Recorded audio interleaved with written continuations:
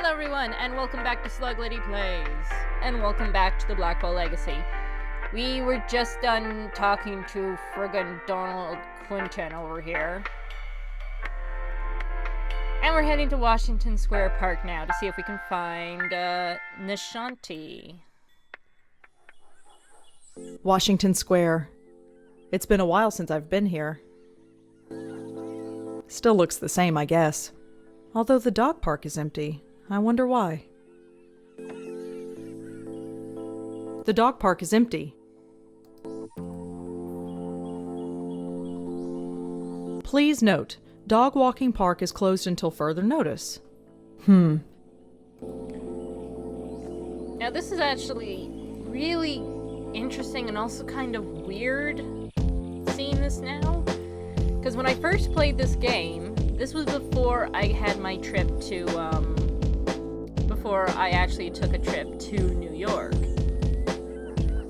Or was it after? No, yeah, I played the... You know what? I just can't remember straight. I played these games after I went to New York.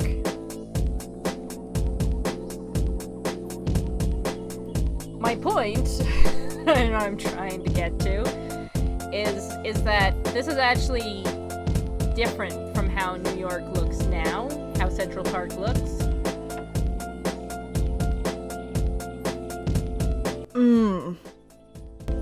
Now I'm getting a stress headache. I need to get home.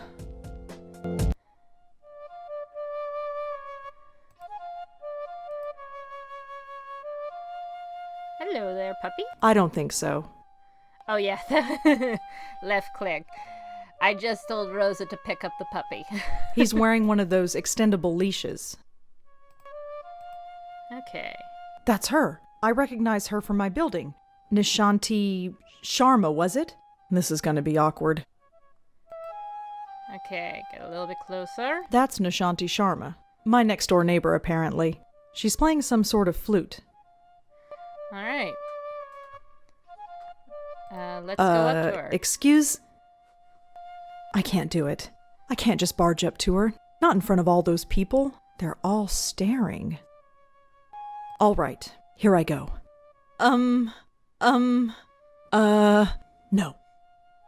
Okay, that didn't go so well. I just need to work myself up to it. And now you guys see why I like Rosa so much. She is basically me. Okay, you can do this. Right. Crap. Calm down. Need to calm down. Right. This is it. Hi. Can I... Damn it. Oh, poor Rosa. This is not working. I can't do this. I just can't. Luckily, there is another way to get Nishanthi's He's wearing one of those extendable leashes. attention, and involves this dog. Come over here, puppy. Come over here. Now around here. Aha! Oh, for heaven's sake. You have no idea Don't how long worry, it took me to Moti. do that I'm the coming. first time. First time I played this game, it took me forever to figure that out. There, all better. I can't take you anywhere, can I? Oh, it's you. The lady next door. Yeah, hi. Rhonda, isn't it? No, Rosangela. Well, Rosangela. I hope my friend here hasn't been giving you any trouble. Let's compliment the pooch. That's a cute dog you've got. Isn't he just? Normally he behaves, but he seems to have taken a shine to you. Oh, great. Anyway, I don't think we've formally met. I'm Nishanthi. Rosangela. So you said. Oh, right. Yes? I have a strange favor to ask. Go ahead and ask. What are neighbors for? You know that building servicemen strike? Yes. Jim Burdo is covering, isn't he? Yeah, that's the problem, see. He doesn't recognize me. Oh? Oh. So you need me to vouch for you? Yeah, I know this is pretty stupid. Don't worry about it. Moti is getting a little cranky anyway. Let's get you home. Thanks.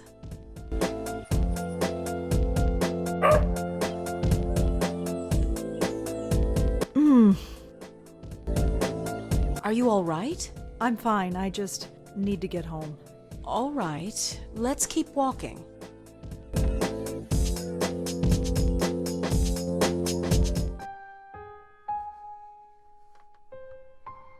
Hello, Jim. Hey, Miss Sharma. Jim, this is Rosangela. She lives here. She does? Okay. Sorry about earlier. Had to be sure.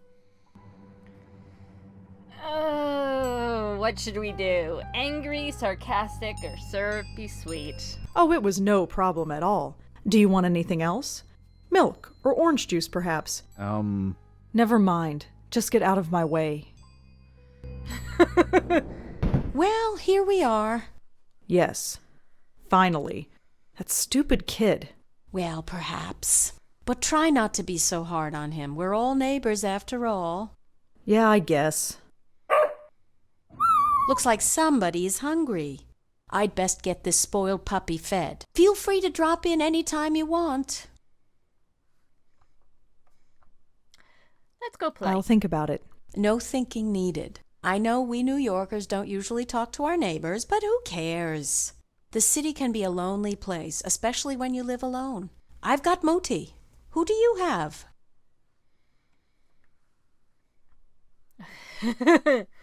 Gotta go for the joke. I have 3 great roommates. Oh? Yes, their names are me, myself, and I. It's a joke. Yeah, I get it. Very funny. I'm sure you're fine. Although your episode in the park tells me otherwise. And your eyes. Well, let's just say the offer stands. Sure. You go home now. We'll see each other soon, Rosangela, I'm sure. Hey. Yes? You can call me Rosa, if you like. Rosangela's kind of a mouthful, you know. All right, Rosa. You have a good day now. What a strange lady. Yeah, so one of the reasons I love Rosangela is because she is just as nervous and just as awkward as I am. And I love her for it. Home. Thank God. I've never been so happy to see a 500 square foot room in my life. Alright, so there's the envelope that Quentin told us about, but let's take a look around first. Out of sight, out of mind. Got a photograph here. It's a photograph of Auntie Lauren and me. Auntie Lauren. She took care of me after my parents died. For most of my life, Auntie Lauren was a vegetable, slowly rotting away in a hospital bed. I don't remember what she was like before that. This picture is all I have to go by. It's me. I look scared out of my mind. I don't remember when this picture was taken, but I look about 4 or 5 years old. So, if I'm doing the math right, that would make Rosangela about 30 now? That's Griff, the PI bear. I've had him as long as I can remember. He's in horrible shape, but I don't have the heart to throw him away. Aw. This is the only living plant I own. I bought it 2 years ago. It's still living despite my total lack of care. Let's see, what else do we got? This TV was here when I moved in. It's fake, but kinda pretty. No. I open those curtains and a dozen windows can look directly in here. Those curtains stay shut and prying eyes stay out. Just some old book review clippings. They're fine where they are. My computer. It's a bit old, but it lets me access the internet and do my writing. Just a trash can filled with crumpled up novel ideas. I think that's pretty much it. That leads to my bedroom. It's an oversized closet, but it suits me fine. Alright, I think that's pretty much it. So, let's check out the envelope. Looks like it's from Bellevue. Alright, let's check it out.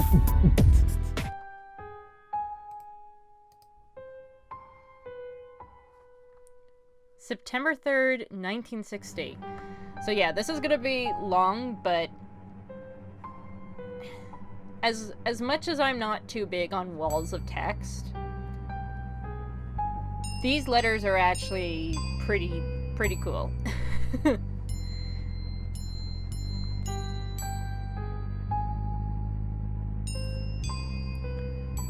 Alright, so September 3rd, 1960.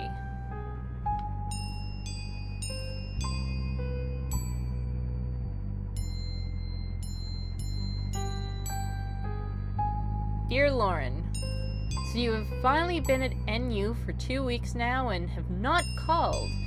I'm sure things are busy in the Big Apple, but don't forget the family you left behind.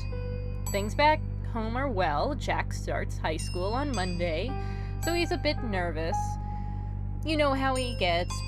Be sure to write him a letter. He misses his big sister.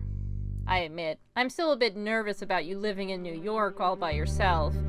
You are carrying your ID with you when you go out, like I asked? You know me. Just being a mom. Somebody's got to do it. Keep your head on straight, kid, as your dad would say. And remember that you have a family back home that misses you. Love you, Mom and Dad and Jack. October 17th, 1960. Hello, sis. I am writing this on my new St. Clair Model XV. Mom says that improving my handwriting is a lost cause. So she got me this. Keen, huh? I've already typed up a few stories on it, and this letter. Can't type for long because Dad says the noise drives him up the friggin' wall. What does he know? So how is life in the big city, the big bad city? Troy is dead boring as usual. Why do you have to go to college, huh? There's nobody to talk to in this dump anymore. See you at Thanksgiving, Jacko.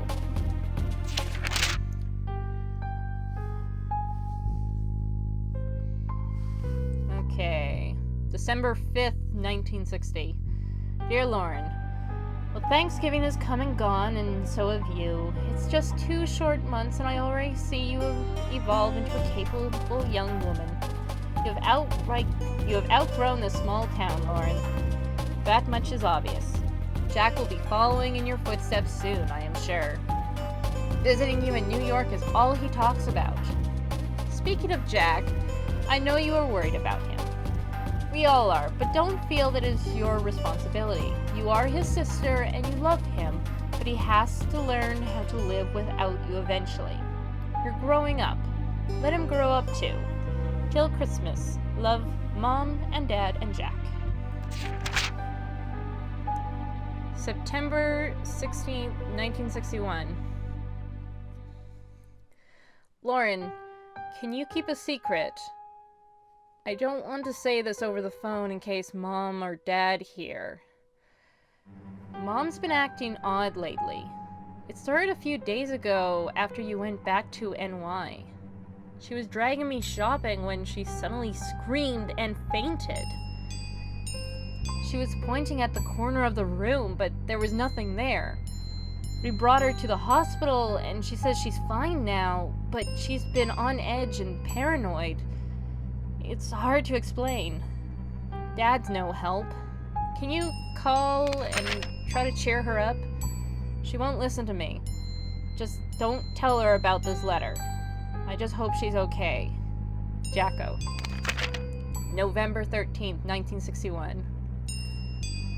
Lauren, you seem concerned after our last phone call. I just wanted to write and reassure you that everything is fine. Let us know when you are coming home again for Thanksgiving. With love, Mom and Dad and Jack. December 8th, 1961. Dear sis, Mom's getting worse. You said it best during Thanksgiving. It's like somebody is watching over her shoulder. Paranoia. She sits by herself for hours pretending to read when it's obvious she isn't. Lately, she's been covering her ears as if to keep out a sound and closing her eyes tight. Dad's losing patience with her. He's convinced she lost her mind, and I'm starting to agree. She refuses to get any kind of help. Why can't she see that there is a problem? This isn't normal. Not normal at all. Why can't she see that? I hate to admit it, but I'm kind of scared. Scared for her. I don't know what to do. Jack. February 23rd, 1962. Lauren, it has a name. Mom locked herself in the bathroom this morning. She sounded like she was talking to herself in there. Well, not to herself, like there was somebody else there, but there wasn't. I listened, I couldn't understand it, but she did say the name Joey. I asked her later who Joey was, and she got really scared. Then she got angry and said, if you know what's good for you, never mention that name again. This could be the key. If we find out who Joey is, maybe we can save her. Jack. March 16, 1962. Dear Lauren, well, it's done. The final papers have been signed. It hurt a lot, but it had to be done. Mom has now been committed to the mental ward. I have to say, I am relieved. I know how you feel about it, but you weren't there. You didn't come home to see her screaming and tearing her hair out. Running around the house, knocking down everything in her way. Cuts were all over her face, and the house was practically destroyed. I was so shocked, I just closed the door and waited outside for Dad to come home. It was awful. She clawed at him, clawed at his face, and drew blood. It will haunt my dreams for the rest of my life. Thanks for coming out, Lauren. I don't think Dad and I could have handled it on our own. She kinda drained us, you know? Can you come to New York? Can I come to New York and visit? I need to get away for a while. Jack. May 17th, 1965. Congratulations! Summa cum laude. I have no idea what that means. I always knew you were the smarty pants, sis. Now you've got the documentation to prove it. Thanks again for letting me stay at your place for the weekend.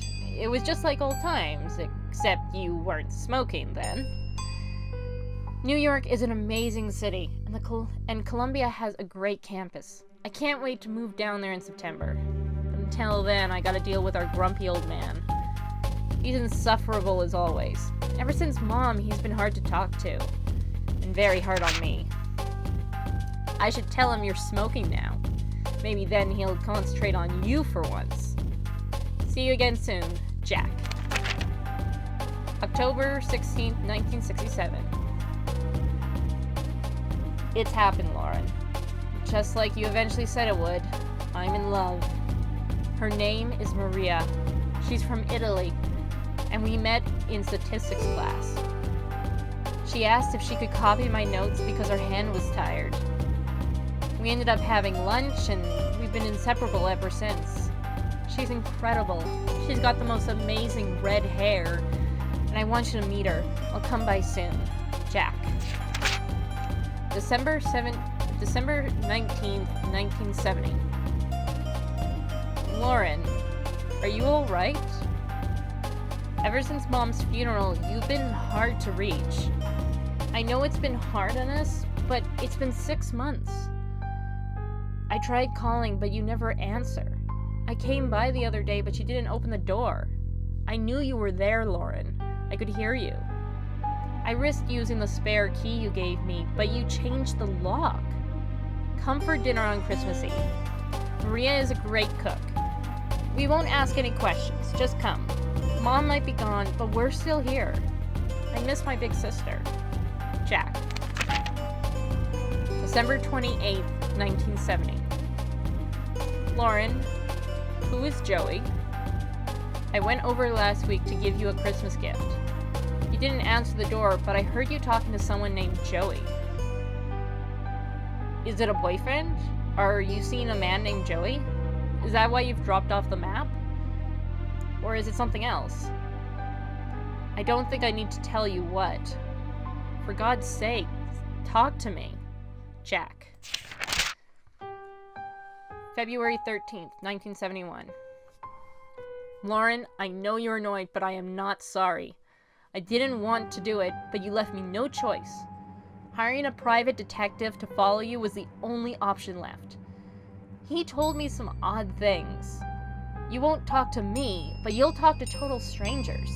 You'll go to every far corner of the city at the strangest hours, and you talk to yourself when you think you're alone.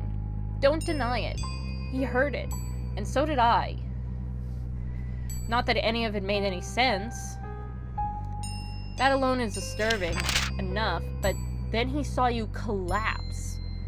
You were all alone in some obscure park in the Bronx when you just fainted. He was about to call an ambulance, but then he saw you get up again and walk it off like nothing happened. You were always there for me growing up. Don't shut me out, sis. Let me be there for you now, Jack. Jacko, please stay away. Don't worry about me. There are things that need to be done, and I'm the only one who can do them. Don't ask me to explain.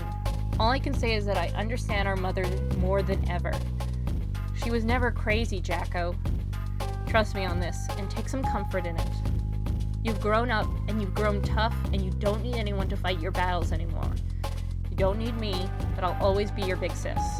Lauren. April 15th, 1973. I'm returning your letter because I refuse to accept it.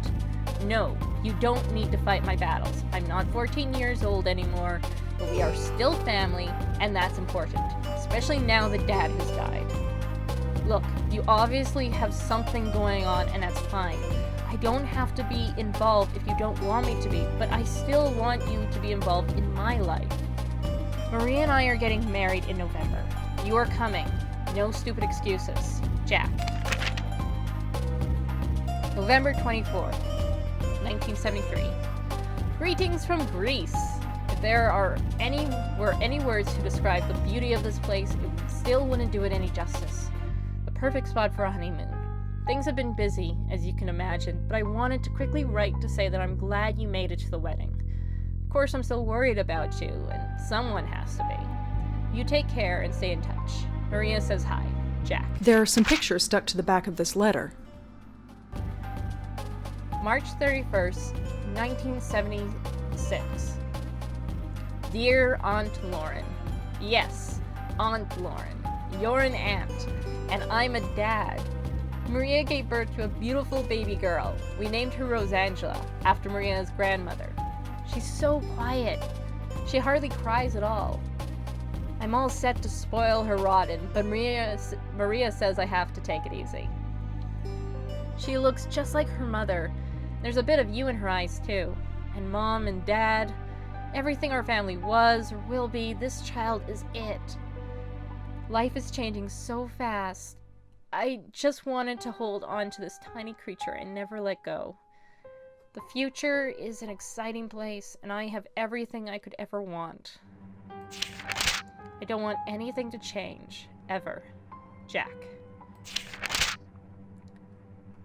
The Law Office of Durkin and Goldberg.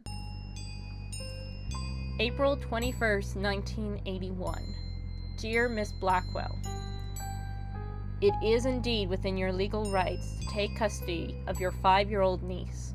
With the death of her parents, you are the only living relative.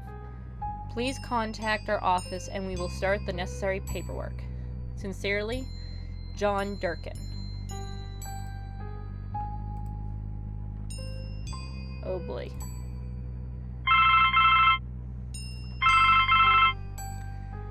Dude, we just had a revelation. You're already ringing the phone. Come on. Hello? Rosangelina, hi. Hi, Bob. Thanks so much for submitting your last review on time. For once. Yeah. I've got a little assignment for you today. Assignment? Human interest, Blackwell. Suicide. College girl named Joanne Sherman. Well, that's awful, but... You know the Brittany house, the NYU dorm? Yes, but... Speak to some people on her floor. Get a word in with the roommate. Listen, Speak to the RA too, and hey, see if you can score a picture of the girl. But I don't do that stuff. I write book reviews. Versatility. Time to get out of your comfort zone. Jeremy's over at City Hall covering that strike, so you are it. Get cracking. I hate him so much. Is freelancing for that stupid paper even worth it? I guess it keeps me writing, but oh, whatever. I'll just go over there and get it done. It's not like I don't have enough death in my life right now. Maybe this isn't a bad thing. It's like being a real reporter, sort of. My old notepad should come in handy for this. Okay. Rosangela's notebook. You can now use Rosangela's notebook to access the notebook, move the cursor to the top of the screen to activate the inventory bar, and then click the notes button right up here. So, we've got a couple of pictures here as well. So, we just learned that there is a Rosangela has some very, very weird family history. And I just realized that I am out of time. I think next episode is when we might find out what's going on. And just like Rosangela, I'm being incredibly awkward trying to speak right now. And we'll take a look at these photos as well next time.